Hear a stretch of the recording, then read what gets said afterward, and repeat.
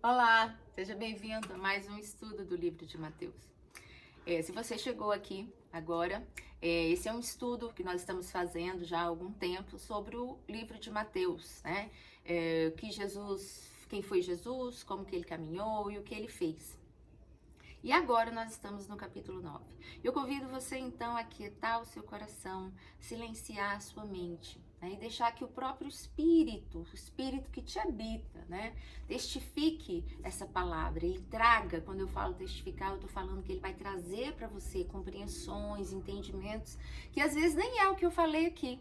Mas que você consegue, é como se você fosse navegando, né, no Espírito mesmo, né, e ele vai te trazendo testificações, vai falando ao seu coração a respeito dessa palavra, tá? E cada dia mais e mais a gente precisa parar tudo, parar e ouvir o que o mestre tem a nos falar, né? Muitas pessoas falam de tudo hoje, né, na internet, todo mundo tem razão. Mas pouquíssima gente fala com assertividade, com sabedoria, pouca gente fala com temor de Deus, pouca gente fala o que é verdadeiro, né? A verdade da vida. E o Evangelho é sobre isso, o Evangelho é sobre a verdade da vida, né? O Evangelho, ele fala sim, sim, não, não. Ele fala quem é Deus e como que Deus age. E para além disso, o Evangelho me ensina também a ser, né, uma mulher Deus na Terra. Ensina você a ser um homem Deus, um homem que é a imagem e semelhança de Deus. Como assim? A partir de Jesus, né? Jesus é o nosso modelo, Jesus é Deus vivo, encarnado. Essa encarnação não é para cumprir um ritual, essa encarnação não foi para criar histórias e mitos, não, essa encarnação foi para mostrar para o homem que a morte havia sido vencida, né? Porque ele morre e ressurge. Essa encarnação é para mostrar para mim e para você que é possível ser, né, como Deus foi na Terra.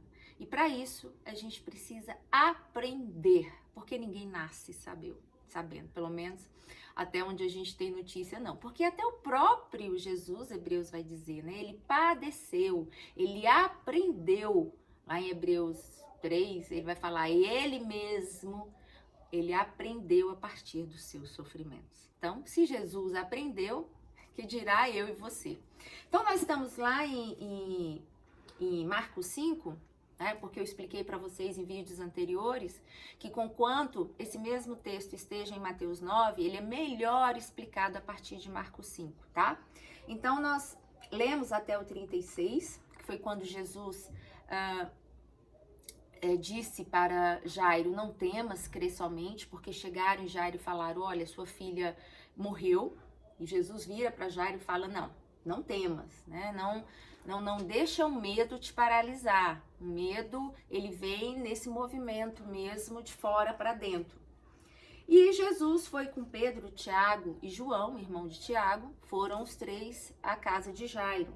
Tendo chegado, e aí eu tô lá em Marcos 5:38, né? Tendo chegado à casa de Jairo, viu o alvoroço e as pessoas que choravam muito e pranteavam, né? A filha de Jairo havia falecido. Ao entrar, Jesus lhes disse, por que vos alvoroçais e chorais? A menina não está morta, mas dorme. E para Jesus, a morte física não mata. Para Jesus, em todo o Evangelho, a gente vai aprender isso. A gente vai aprender que a morte física não mata. Né? O próprio Paulo vai dizer que nós estávamos mortos aonde? Em nossos delitos e pecados. O que mata é a morte do espírito, essa mata. Né? Essa mata, inclusive lá em Mateus 11, na morte de Jairo, o próprio Jesus vai dizer, né? Que aquele que crê em mim, ainda que esteja morto, viverá. Né? Então, é justamente esse caminho. A morte para Jesus é um estado de sono, é um estado onde a gente passa de uma condição para outra, mas não é o nosso fim. Nosso fim não se resume à perda da materialidade desse corpo. Porque eu já falei sobre isso, eu e você, nós somos espíritos. espíritos que estamos presos em um corpo, e não um corpo que tem um espírito, né? E por isso nós mesmos, Jesus nos promete a vida eterna, eterna no sentido da qualidade das coisas desse espírito, né? Então essa morte, ela é apenas uma passagem.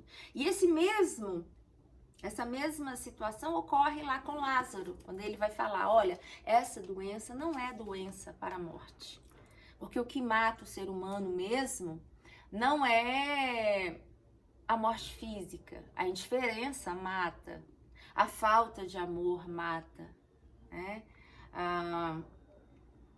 O ódio mata, a violência, né? A violência de um relacionamento mata.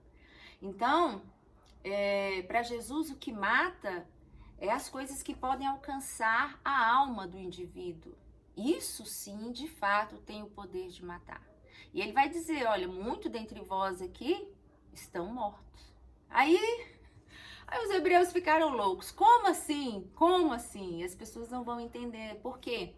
Porque o nível de compreensão ainda é muito superficial. Era naquela época e continua hoje. Em muitas pregações, e a própria espiritualidade das pessoas ainda está nesse nível de entender a morte numa mera perspectiva estética, né, da superficialidade, da perda de um corpo físico, quando na verdade muitos de nós estão aí sendo funcionais, pagando conta, andando com cartão de crédito, produzindo e etc., mas estão mortos por dentro, né?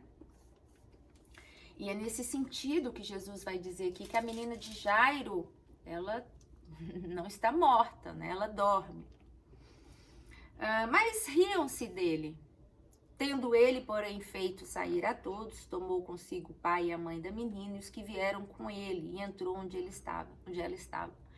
E aí zombaram de Jesus, porque justamente quando a gente não tem um conhecimento espiritual, quando nós estamos ligados unicamente na superficialidade da vida, né, na estética da vida mesmo, né, de pegar, ter e ser, né, de maneira, eu falo ser enquanto status social e etc., é um nível de muita superficialidade, que não tem entendimento nenhum.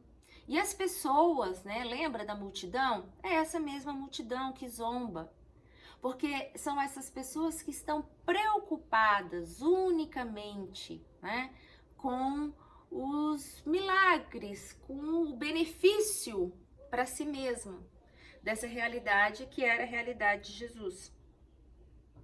Então, é aqui que a gente precisa entender que a voz do povo, né, nem sempre é a voz de Deus. A voz do povo, pelo contrário, a voz do povo vai revelar, sim, muita superficialidade, muito desconhecimento e zombaria de Deus. E a gente zomba de Deus não é quando a gente ri apenas, a gente zomba de Deus quando a gente ignora a sua verdade, né? Quando a gente ignora o andar como ele andou, quando a gente ignora o acolher como ele acolheu. Isso também é zombar de Deus, é rir do poder do amor, é ser indiferente ao poder do amor, desse amor que sem ele nós estamos como que mortos, né? Então essa eu acredito que é esse aqui o mais trágico da nossa caminhada enquanto cristãos, né? Porque nós estamos com Jesus, dizemos que caminhamos com ele,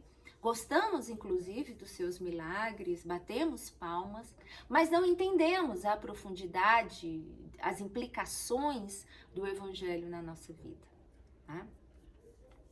E aqui, dando continuidade, Jesus entra então na casa de Jairo, entra na sua intimidade, no seu lar, e diz à menina, né, Talita cumi, que quer dizer, menina, eu te ordeno, levanta-te. E a menina levantou, a menina foi curada. A menina tinha 12 anos, levantou-se e começou a andar. Então todos ali se assombraram nessa casa. Mas Jesus mandou-lhes expressamente que ninguém o soubesse e ordenou que dessem de comer a menina, e é assim que Marcos termina esse texto. Olha que interessante. Por que que Jesus manda dar de comida à menina, né? Porque Jesus, ele não prescinde, né, do cuidado humano. O que eu quero dizer com isso? Jesus, ele não abre mão da lógica natural da vida, né? Jesus obedece à lógica natural da vida. Olha, essa menina ficou muito tempo sem comer, então ela tá fraca de fato, ela precisa comer. E isso traz um ensinamento muito importante pra gente, né? Que mesmo diante do milagre, mesmo diante da presença de Jesus no íntimo da nossa vida, porque ele só faz esse milagre quando ele está dentro da nossa realidade existencial, como entrou na casa, né? Jairo convida ele para esse milagre acontecer, mas ele nos mostra que a gente não pode ser negligente com as coisas da vida, a gente precisa estar atento ao que a vida está requerendo de nós. Olha, se vai chover, então eu vou levar um guarda-chuva, né? Se eu tô vendo que tem gente que tem fome, eu tenho que dar de comer, né? Esse cuidado, né, com as coisas da vida, é que nos mostra que espiritualidade, o resultado dela é uma humanidade fortalecida. Não existe espiritualidade sem humanidade. E todo ser que é humano é, por excelência, também espiritual. Ele pode, muitas vezes, nem falar a linguagem que eu falo, e às vezes o Deus dele pode ser até um Deus Sol, mas se ele pratica amor, isso pode até te assustar ou te deixar assim sem entender, mas Deus é amor, João vai dizer, né? E se Deus é amor, aonde houver amor, ali Deus se faz presente, seja na minha vida, seja na vida de quem for. E aqui, o que eu acho maravilhoso desse texto, e eu queria compartilhar com você, é esse ensinamento de Jesus, né? Jesus nos ensina que ele pode entrar na nossa intimidade, a gente se doando, e nesse espaço de intimidade ele vai nos ensinando, né?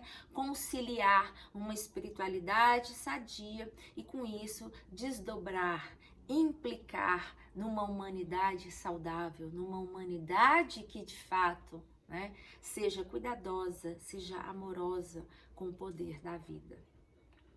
Eu espero que você tenha gostado e que isso fale profundamente ao seu coração, né? E compartilhe esse ensinamento, passe adiante, não deixe ele ficar com você, né? Porque isso é vida, tá bom? Te aguardo, até a próxima.